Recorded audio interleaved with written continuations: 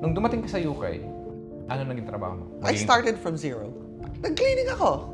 Naisip mo ba na uwi na lang ako Pinas? No. O hindi? Hindi. So talaga buo loob mo? So nung nangyari yan, yung first day ko sa cleaning, yung unang linis ko ng Casillas. Yeah. Doon ako umiyak.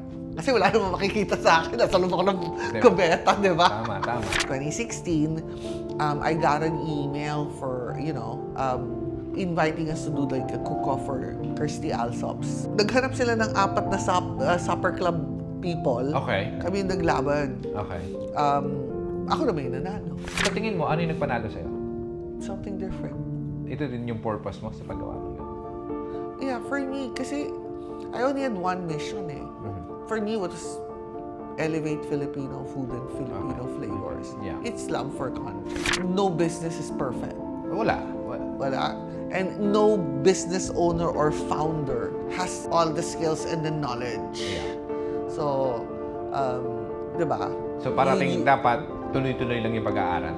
Correct. Diba? And madadapa ka.